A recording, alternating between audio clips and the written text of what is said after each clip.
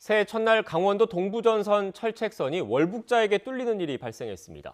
문제는 CCTV에 월북이 포착됐는데도 우리 군이 3시간 동안 파악하지 못했고 이런 경계 실패가 잇따르고 있다는 겁니다. 이 월북자가 지난 2020년 22사단 철책선을 넘어서 귀순한 탈북자 남성일 가능성이 제기돼서 군이 확인 작업에 나섰습니다. 국방부 취재기자 연결해서 보다 자세한 내용 알아보겠습니다. 이승윤 기자. 네, 이승윤입니다. 네, 당시 상황 차근차근 한번 다시 짚어보죠. 먼저 네. 22사단이 지키는 곳이었고 또 당일 저녁 6시 40분쯤 군 CCTV에 포착돼서 경고도 울렸는데 정작 월북이 파악된 건 3시간 뒤였다는 거죠? 네, 그렇습니다. 새해 첫날인 지난 1일 저녁 6시 40분에 철책선에 연결된 과학화 경계 시스템의 광망 센서를 누군가가 건드려서 이 경고등과 함께 경고음이 울렸고 군 CCTV에도 팝업 창이 떴지만 초동 조치부대의 철책 확인이 미흡했고 CCTV 감시병은 이 월북 장면이 포착된 걸 인지하지 못했습니다. 이후 3시간 뒤인 1일 저녁 9시 20분에 9.19 남북군사 합의 이후에 이 인원은 철수하고 경계 장비만 남겨놓은 보존 GP에 이 TOD 열상 장비에 월북자가 포착됐습니다. 그제서야 육군 22사단이 작전에 나섰지만 1일 밤 10시 40분쯤 월북자는 군사분계선 MDL을 넘어갔습니다. 네, 이승윤 기자. 특히 문제는 22사단의 경계 실패가 이번이 처음은 아니라는 거지 않습니까? 그리고 3년째 매년 되풀이되고 있다는 것 같은데 어떻습니까? 네, 말씀하신 대로입니다. 2020년 11월엔 북한 남성이 최전방 철책을 넘어왔는데 과학화 경계 시스템 문제로 14시간이 넘어서야 신병이 확보됐습니다. 지난해 2월에는 이 오리발을 착용한 북한 남성이 해안을 통해 넘어와서 경보가 울렸지만 감시병의 실수로 놓쳤던 사례도 있었습니다.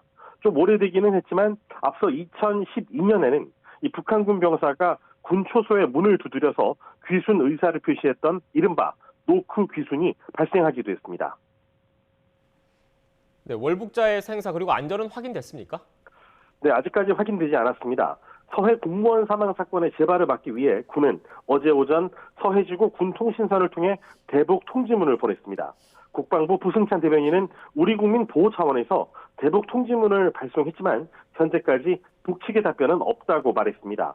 군은 월북 발생 이후 22사단을 비롯한 이 부대 병력을 확인한 결과 인원에 변동이 없는 점 등을 바탕으로 해서 민간인으로 현재까지는 추정하고 있습니다. 특히 2020년 11월에 22사단 철책선을 넘어 귀순해서 이 현장 지리를 잘 알고 있을 것으로 보이는 이 기계체조 경력의 이 탈북자 남성으로 추정을 하고 현재 사실을 확인 중인 것으로 전해졌습니다. 잠시 뒤인 오늘 오후 중에 좀 더 자세한 내용을 전해드릴 수 있을 전망입니다. 합동참모본부는 아직 북한군의 특이 동향은 없다고 덧붙였습니다. 네, 그런데 22사단의 경계 범위가 너무 넓어서 구조적으로 문제가 있다 이런 지적도 나오고 있는 것 같습니다.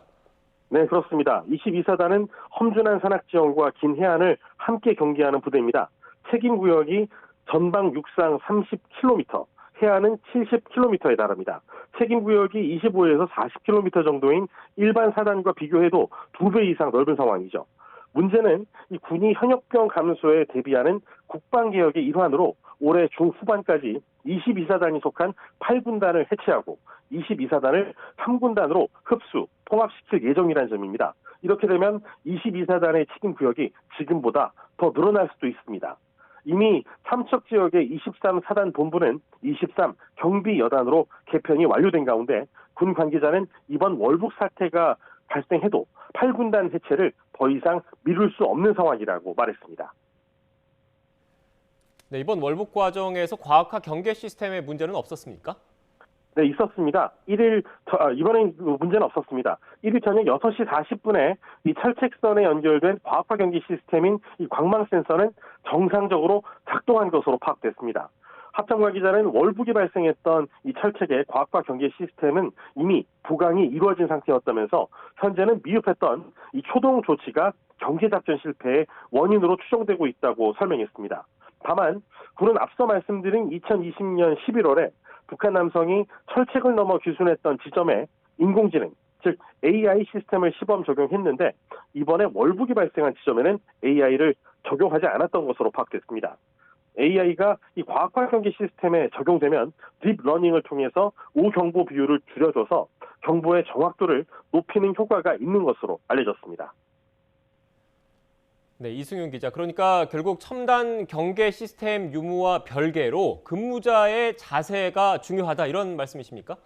네, 그렇습니다. 서욱 국방장관은 지난해 2월 22사단에서 이 해안을 통해 넘어온 귀순자를 감시병의 실수로 놓쳤을 때 근무 기강을 강조했습니다. 당시 서 장관은 사람이 이 과학화 경계 시스템을 잘못 운영하면 무용지물이 될 수 있다면서 전방에서 엄정한 작전 기강이 부족함을 느꼈다고 지적한 바 있습니다.